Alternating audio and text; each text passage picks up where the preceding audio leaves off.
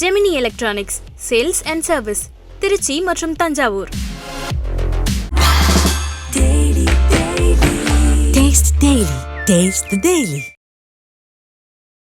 இந்த தோஷம் சாபம் இது ரெண்டுக்கும் இருக்க வித்தியாசம் அப்படின்னா அது என்னது? இல்ல, ரெண்டுமே தடைகளை ஏற்படுத்தக்கூடிய விஷயம் தான். முன்னோர்கள் செய்த விஷயம், நாம செய்த விஷயம். தோஷம் என்பது கொஞ்சம் குறைக்கக்கூடிய தன்மையா இருக்கும். ஆனா சாபம் முற்றிலும் இந்த சூழ்நிலை நான் செய்யக்கூடிய கர்மா யாரை அனுபவிக்க முடியும்? அதுக்கு பேர் தான் பாவம் தான். தோஷம் இல்லாம எந்த ஜாதகமும் இருக்காது. தோஷம்னா முதல்ல பயப்படாதீங்க. எதுக்கு வலிமை அதிகம்னா சாபத்துக்கு மிக மிக மிக மிக வலிமை அதிகம். அதை குறைக்கிறதுன்றது ஒரு பெரும் சவாலான விஷயம். ஆனால் அந்த விஷயத்துக்கும் சித்தர்கள் சொல்யூஷன் கொடுத்துருக்காங்க, இல்லைன்னு சொல்ல முடியாது. இருந்த போதிலும் கடுமையாக இருக்குதுன்னு பார்த்தீங்கன்னா ஒரு 4-5 தான் ரொம்ப கடுமையான தோஷத்தை கொடுக்குறது, கடுமையான சாபத்தில் விளைவு கொடுக்குறது லைவில் நம்ம கண்ணு முன்னாடி பார்க்கலாம். அதில் குறிப்பாக முதல்ல வரக்கூடிய சாபம் எதுன்னா சுக்கிரனோட சனி சேர்ந்துருக்கு. ஓகே, நன்றி, வணக்கம். இவருக்கு இருக்கு சுக்கிரன் சனி ஆமா, சேர்க்கை, பெண் கண்டிப்பா தோஷம், சுக்கிரன் சனி சேர்ந்திருந்தா பெண் சாபம். ஆமா, அப்பா அம்மா சரியா பாத்துக்க மாட்டாரு, பெண்களுக்கு கண்ணீரை வர வச்சிருப்பாரு, அக்கா தங்கச்சி சரியா பாத்துக்க மாட்டாரு, உதாசீனப்படுத்திருப்பாரு. இப்ப அந்த ஃபேமிலியில போய் பாத்தீங்கன்னா 100% சொல்லலாம். பாதி பேருக்கு வந்து குலதெய்வம் யாரு அப்படிங்கறது தெரிஞ்சுக்கிறதே பெரிய கேள்விக்குறி. இதெல்லாம் இப்படி இருக்கும்போது அவங்களுக்கு தெரிஞ்சுக்கிறத வாய்ப்புல இது கொடுக்காது. ஏன்னா குலசாமி கிட்ட போகும்போது நீங்க சரண்டர் ஆகும்போது உங்களுக்கு நல்ல விஷயம் கிடைக்க ஆரம்பிச்சிடும். நீ அனுபவிக்க வேண்டிய விஷயத்தை அனுபவிச்சே தின்னதுனால பெண் சாபம் உள்ள நபர்களுக்கு குலசாமி அதிகபட்சம் தெரியாது. 3-4 தலைமுறைகளை நீங்க என்ன பண்ணி தெரிஞ்சு முடியும். அதுக்கான ஒரு கால அளவு கொடுத்தா கண்டிப்பா கண்டுபிடிக்க முடியும். ஐபிசி பக்தி நேயர்கள் அனைவருக்கும் அன்பு வணக்கம். இன்னைக்கு நம்ம நிறைய இடங்கள்ல கேட்டிருப்போம் சாபம் தோஷம் அப்படிங்கிற மாதிரியான விஷயங்களை.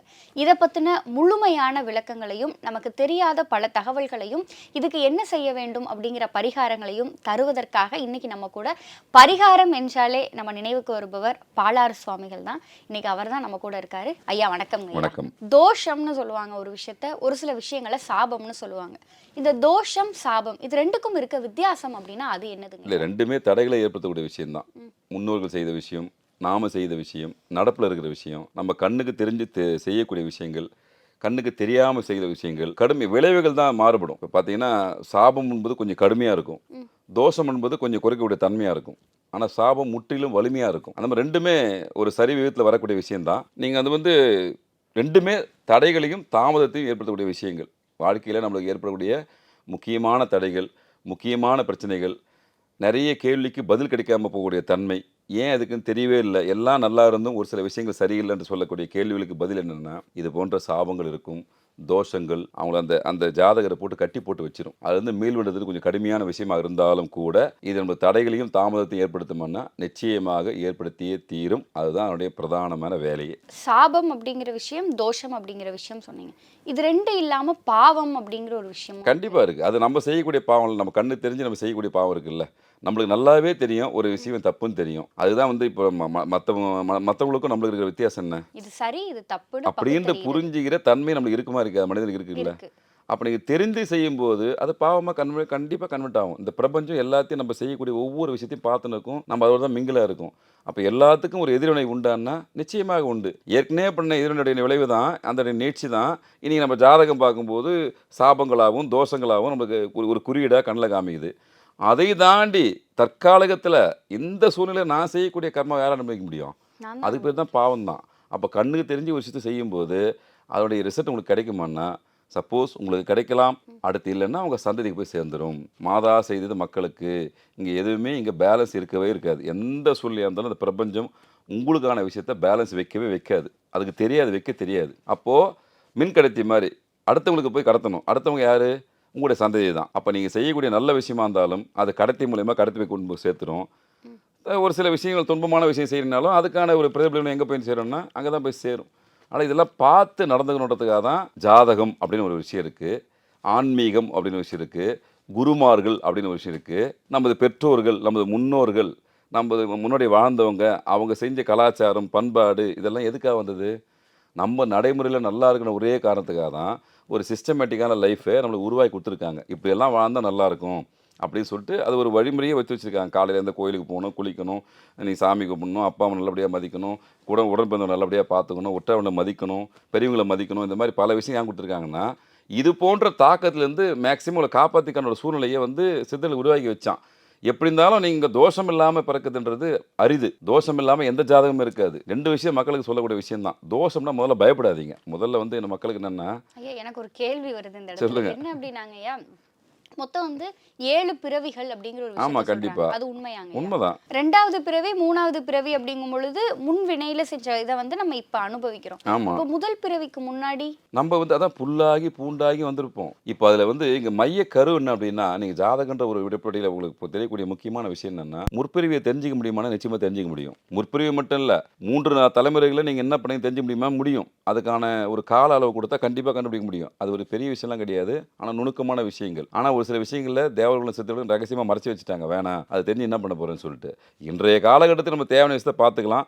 ஆனால் ஆர்வம் இருக்கிற எல்லாருமே நம்ம போன பிறகு என்னவா இருந்தோம், எப்படி டிராவல் பண்ணணும் அப்படின்ற விஷயத்த சின்ன சின்ன தோஷங்கள் மூலமா தெரிஞ்சுக்கலாம். சாபம் தோஷம் 2 விஷயம் இருக்கு.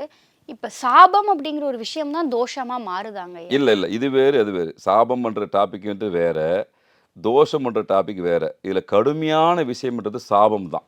நேரடியாக சம்மந்தப்பட்டக்கூடிய விஷயங்கள் தான் சாபம். நீங்கள் மறைமுகமாக தொடர்பு ஏற்படுத்த விஷயங்கள் தான் தோஷமாக மாறும். இப்போ நான் வந்து போன பிறவியில் எங்கள் அப்பா கூட சேர்ந்து ஒரு சில விஷயத்தை தவறான செஞ்சுருக்கலாம். கண்ணு தெரிஞ்சு என் ஃப்ரெண்டோட சேர்ந்து செஞ்சுருக்கலாம். தெரிஞ்சு செஞ்சு எதிராளிகிட்ட சாபம் வாங்குற ஒரு விஷயம், தெரியாமையே ஒரு விஷயத்துக்கு உடந்தையாக இருந்திருப்பேன். ஆனால் எனக்கு தெரியும் பட்டும் படாமல் அவர் செய்து தவறும் தெரிஞ்சிருக்கும். இருந்தாலும் உடந்தையாக இருந்திருப்பேன்ல, அந்த உடந்தையாக இருக்கிறது தான் இன்றைக்கி தோஷமாக மாறி வந்து நிற்கும்.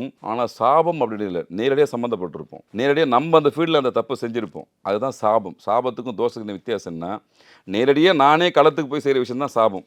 மறைமுகமாக வரக்கூடிய விஷயம் தான் தோஷம். அதனால் எதுக்கு வலிமை அதிகம்னா, சாபத்துக்கு மிக மிக மிக மிக வலிமை அதிகம். அதை குறைக்கிறதுன்றது ஒரு பெரும் சவாலான விஷயம். ஆனால் அந்த விஷயத்துக்கும் சித்தர்கள் சொல்யூஷன் கொடுத்துருக்காங்க, இல்லைன்னு சொல்ல முடியாது. இருந்த போதிலும் அனுபவித்து தான் ஒரு சில விஷயத்தை ஆனது தான் தீரணும். அதை வந்து தவிர்க்கவே முடியாது. சாபம்ன்ற விஷயத்தை பற்றி நம்ம பேசிட்டு இருக்கோம்.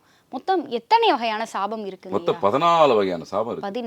14 வகையான சாபம். இன்னைக்கு லைவ்ல நம்ம சித்தர்களும் மகான்களும் கண்டுபிடிச்ச விஷயத்துல 14 வகை சாபம் அதை தாண்டி இருக்கலாம். இப்போ பெண் சாபம், குலதெய்வ சாபம், பிரேத சாபம், பித்ரு சாபம், கங்கா சாபம், முனி சாபம், குலதெய்வ சாபம், இப்படி வந்து எக்கச்சக்கமாக இருக்குது. அதில் கடுமையாக இருக்குதுன்னு பார்த்தீங்கன்னா ஒரு 4-5 தான் ரொம்ப கடுமையான தோஷத்தை கொடுக்குது, கடுமையான சாபத்தில் விளைவு கொடுக்குது. லைவில் நம்ம கண்ணு முன்னாடி பார்க்கலாம். அதில் குறிப்பாக முதல்ல வரக்கூடிய சாபம் எதுன்னா பெண் சாபம். இது வந்து நிச்சயமாக யாராக இருந்தாலும் அந்த சாபத்துக்கு ஆளானவங்க அதிகமான துன்பத்தை அனுபவிக்கூடிய தன்மை இருக்குமான்னா கண்டிப்பாக இருந்தே தீரும்.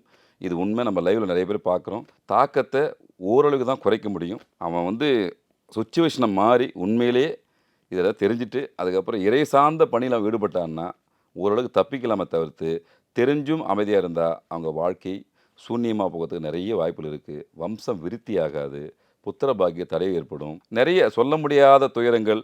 ஜாதகத்தில் ஒரு சில விஷயம் கண்டுபிடிக்காம தான் துயரம் வரும். அவர் 100 ஜோசி பார்ப்பார். அவர் போயிட்டு எனக்கு இப்படி இருக்கா அப்படி இருக்கான்னு சொல்லிட்டு தீராது, வாய்ப்பே கிடையாது. துரத்து அடிக்கும். அது பேர் வம்சமாக வரக்கூடிய விஷயம். அது பெண் சாபம்ன்றது பெண்கள் ரொம்ப கடுமையாக நடத்திருப்பாங்க, கடுமையாக துன்புறுத்திருப்பாங்க, சொல்ல முடியாத அளவுக்கு ஒரு வேதனையை கொடுத்துருப்பாங்க, நேரடியாக சம்மந்தப்பட்டிருப்பார். இதான் விஷயத்துக்கும் தோஷத்துக்கும் இதுக்கும் பிரச்சனை என்னன்னா, இவர் லைவாக நேரடியாக சம்மந்தப்பட்டிருப்பார். பெண்கள் மூலியமாக வரக்கூடிய எல்லா விஷயத்தையும் தவறாக அணுகியிருப்பார், செஞ்சிருப்பார், 100% செஞ்சிருப்பார் சென்ற பிறவியில். அப்போ இந்த ஜாதகத்தை பார்த்தோன்னே கண்டுபிடிச்சிடலாம். அப்பா சுக்கிரனோட சனி சேர்ந்துருக்கு, ஓகே நன்றி வணக்கம், இவருக்கு இருக்கு சுக்கிரன் சனி சேர்க்கை, ஆமா பெண் கண்டிப்பா தோஷம், சுக்கிரன் சனி சேர்ந்திருந்தா பெண் சாபம். ஆமா கண்டிப்பா பெண் சாபம் ஈஸியாக கண்டுபிடிச்சிடலாம். பட் அதுக்கப்புறம் சுயஜாதத்தை பார்த்து குரு பார்வை இருக்க மற்ற விஷயமா பார்த்தாலும் கூட அந்த அடிப்படையான விஷயம் அங்கே இருக்குமானா இருக்கும்.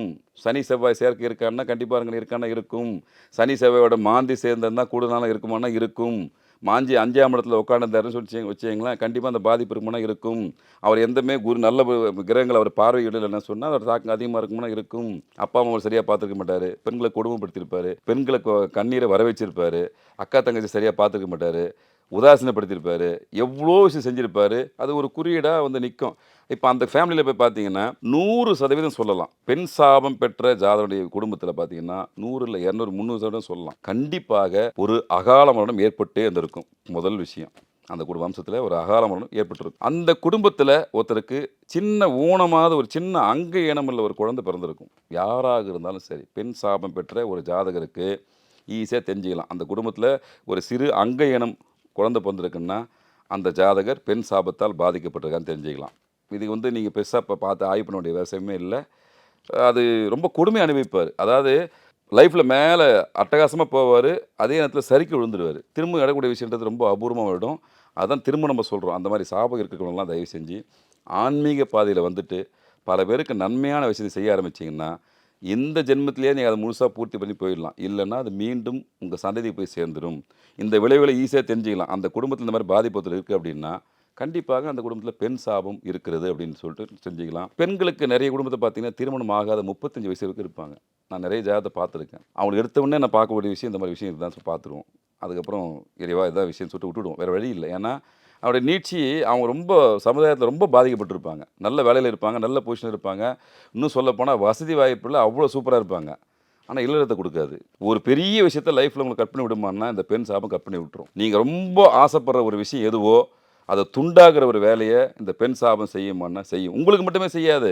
இங்கே பிரச்சனை தெரியுங்களா, உங்களுக்கு மட்டுமே பிரச்சனை கிடையாது. உங்கள் சித்தப்பா பெரியப்பா லொட்டு லூசுக்கு அந்த வகையான குடும்பம் இருக்குல்ல, அந்த குடும்பத்தை எல்லாருமே காமிச்சு ஊற்றுரும். முதல் விஷயம் குலதெய்வம் தெரியாமல் போயிடும். பெண் சாபம் உள்ள ஜாதகருக்கு குலதெய்வ அருள் அவ்வளோ ஈஸியாக கிடைக்காது. பாதி பேருக்கு வந்து குலதெய்வம் யாரு அப்படிங்கறது தெரிஞ்சுக்கிறதே பெரிய கேள்விக்குறி. இதெல்லாம் இப்படி இருக்கும்போது அவங்களுக்கு தெரிஞ்சுக்கிறத வாய்ப்புல இது கொடுக்காது. ஏன்னா குலசாமி கிட்ட போகும்போது நீங்கள் சரண்டர் ஆகும்போது உங்களுக்கு நல்ல விஷயம் கிடைக்க ஆரம்பிச்சிடும். நீ அனுபவிக்க வேண்டிய விஷயத்தை அதை அனுபவிச்சே தின்னதுனால பெண் சாபம் உள்ள நபர்களுக்கு குலசாமி அதிகபட்சம் தெரியாது. ஒரு 2 தலைமுறையாக மறைஞ்சு போயிட்டு இருக்கும். நிறைய பேர் கேட்பாங்க எனக்கு தெரியலன்னு சொன்ன காரணம் போய் பார்த்தீங்கன்னா இது போன்ற சாபங்கள் இருக்கும். பிரேத சாபம் இருக்கும், பித்திரு சாபம் இருக்கும், தோஷம் இருக்கும், கோ சாபம் இருக்கும், முனி சாபம் இருக்கும். இந்த மாதிரி நிறைய சாபங்கள் உண்டு. அதில் ஏதாவது ஒன்றாவது கண்டிப்பாக இருந்தால் மட்டும்தான் இந்த விஷயம் நடந்திருக்கும். தடைகள் தாமதம் ஏற்பட்டிருக்கும். இன்னும் வெளிப்படையாக சொல்லப்போனால் ரொம்ப கஷ்டப்பட்டு ஒரு வீடு கட்டியிருப்பார். அந்த வீட்டுக்கு போக முடியாது. ரொம்ப ட்ரை பண்ணுவார். ஐயா இஎம்ஐ எல்லாம் போட்டு கட்டிட்ட வீட்டை, ஆனால் அந்த வீட்டுக்கு போக முடியல அப்படின்னு நம்ம என்ன சொல்லுவோம்னா குடும்ப ஜாதத்தை எல்லாத்தையும் எடுத்துனான்னு சொல்லுவோம். பார்த்தா இந்த தடை இருக்கும். இவங்க அதை சாதாரணமாக அன்றைக்கி என்ன பண்ணியிருப்பாங்க, சாதாரணமாக ஒரு சிலை பண்ணி வச்சுருப்பாங்க. தாக்கம் போகணும்னா போகாது. அதுக்கு இறை வழிபாட்டோடு கூடிய ஒரு சில பூஜை முறைகள் பண்ணால் மட்டும்தான் முழுமையாக விளக்கவே முடியாது. இப்போ நான் 100% சொல்கிறேன், நிச்சயமாக எந்த சாபத்தையும் முழுமையாக விளக்க முடியாது. ஆனால் இந்த ஜென்மத்தில் அந்த தாக்கத்துலேருந்து தப்பிச்சு வாழலாம். நோயாக இருந்தாலும் வாழணும். இங்கே பிரச்சனை என்னென்னா எனக்கு இப்போ பிபி வந்துச்சுப்பா ஆனால் வாழணும், சுகர் வந்துச்சுப்பா வாழணும், ஏதோ ஒரு நோய் வந்துச்சு ஆனால் வாழ்ந்தாகணும்ல, நீங்கள் குடும்பத்தை காப்பாற்றிடணும்ல. அந்த ஒரு விஷயத்தை இந்த பரிகாரம் செய்யுமானா செய்யும். உங்களை வாழ வைக்கும், நீண்ட காலம் வாழ வைக்கும். ஆனால் நோயோடு வாழ வைக்கும். அதுதான் பரிகாரம். அதனால் கண்டிப்பாக இந்த மாதிரி பெண் சாபம் இருக்கிறவங்க தயவு செஞ்சு ஒரு சில விஷயத்தை அவசியம் செய்தே தீர வேண்டும். அது காலத்தின் கட்டாயம். அவங்க நம்பலாலும் சரி அப்படி தீவிரம்ன்றது நிறைய பேர் நான் முதல்ல சொல்லிட்டேன், தயவு செஞ்சு பயப்படாதீங்க. யாரும் தோஷங்களை போட்டோ சாபங்களை போட்டோ பயப்பட தேவையில்லை. அந்த தாக்கத்துக்கு குறைக்கிறதுக்கான வழிமுறை இருக்கான்னா நிச்சயமாக உள்ளது. மனப்பூர்வமாக நம்பிக்கையோடு நீங்கள் செயல்படுத்தும் போது அது உங்களை வேலை செய்யுமானா நிச்சயமாக வேலை செய்யும்.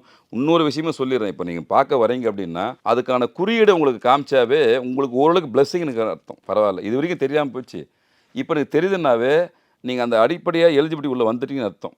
நீங்கள் அது உள்ள அந்த கேட்டுக்குள்ளே என்ட்ரி ஆகிட்டே போதும், அதுக்கப்புறம் உங்களை சமாளிச்சிடலாம். ஆனால் வரக்கூடிய மக்கள் நிறைய பேர் இருக்காங்க, துன்பப்பட்டுனே இருப்பாங்க. அதனால் திரும்ப சொல்கிறோம், இந்த ஜென்மத்திலேயாவது இது போன்ற நிகழ்வுகளை பார்த்துட்டு பெண்கள் விஷயத்தில் கொஞ்சம் கவனமாக இருங்க. யாராக இருந்தாலும் கொஞ்சம் அணுகுமுறையில் நீங்கள் நம்ம விளையாட்டாக செஞ்சுட்டு போகிற விஷயம் கிடையாது. அவனுடைய தாக்கம் நீங்கள் செஞ்ச விளைவு உங்கள் குடும்பத்தில் அதுவும் முதல் இஷ்யூலே காமிக்கும். நான் திரும்ப சொல்கிறேன், பெண் சாபம் உள்ள குடும்பத்தில் முதல்ல பிறக்கிற குழந்தைக்கு அந்த வினையை காமிக்கும்னா அற்புதமாக காமிச்சு அவன் மாறினா அவன் தப்பிச்சிருவான். மாறாமல் இருந்தான்னா நம்ம சொல்ல முடியாது. இதுக்கு என்ன மாதிரியான பரிகாரம் அவங்க செய்யணும்? இல்லை, காளி மாதா இதுக்கு ரொம்ப முக்கியமான ஒரு தெய்வம். இப்போ பொதுவான இந்த பரிகாரம் சொல்ல போனால் பெண் சாபத்துக்கு முக்கியமான தெய்வம், வழிபடக்கூடிய தெய்வம் வந்து காளி மாதா, அப்புறம் குலசாமி. இந்த 2 தான் முக்கியம். இவனுக்கு ஏற்கனவே பெண் சாபத்தினால குலசாமி தெரியாது. முதல்ல குலசாமியை கண்டுபிடிக்கணும், ரிஸ்க் எடுத்தாது கண்டுபிடிக்கணும், அதை முதல்ல போய் வணங்கணும். அதுக்கப்புறம் கொல்லங்குடியில் வெட்டுடையார் காளி கோயில் இருக்குது. சிவகங்கை மாவட்டம் கொல்லங்குடியில் வெட்டுடையார் காளி இருக்குது. ரொம்ப சக்தி வாய்ந்த தெய்வம். அது எந்த செலவும் கிடையாது. அங்கே போய் சரணாகதி அடையணும். அம்மா நானும் தெரிஞ்சோ தெரியாமல் பண்ணிட்டேம்மா, என்னை மன்னிச்சு இந்த லைஃப்பில் என்னை வாழ கொடுங்கன்னு அந்த அம்மாட்ட போய் கேட்கணும். இது பொது பரிகாரம். அதை தாண்டி அந்த ஜாதகத்துக்குள்ளே போய் ஆய்வு பண்ணும்போது தான் வேறு சில நுணுக்கமான விஷயங்கள் இருக்கும்.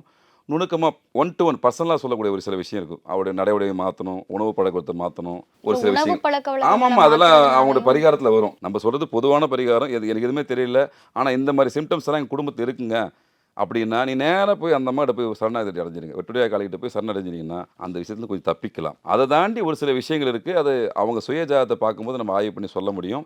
இருந்த போதிலும் இதுக்கு தீர்வுன்னு பார்த்தீங்கன்னா முக்கியமான தீர்வு கொல்லங்குடி வெட்டுடையார் காளி கோயில் பண்ணிங்கன்னா எவ்வளோ பெரிய முன்னோர்கள் சாபமாக இருந்தாலும் பெண் சாபமாக இருந்தாலும் அந்த வழியிலேருந்து கொஞ்சம் வேறு தப்பிக்கலாம். விளக்க முடியாது. தப்பிக்கிறதுக்கு மட்டும்தான் இங்கே வழி இருக்க தவிர்த்து விளக்குவதற்கு யாருக்கும் அதிகாரமும் இல்லை, பலமும் இல்லை, அதுக்கான விஷயமும் இல்லை.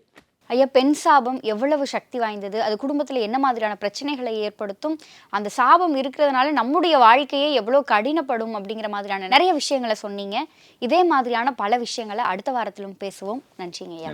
நம்முடைய இந்த நேர்காணலில் கலந்து கொண்ட பாலாறு சுவாமிகள் ஐயாவிடம் உங்களுடைய ஜோதிட ஆலோசனைகளை பெற திரையில் தெரிகிற எண்ணை அழையுங்கள்.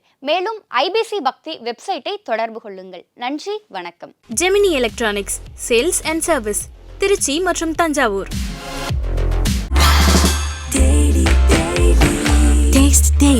Taste the Daily.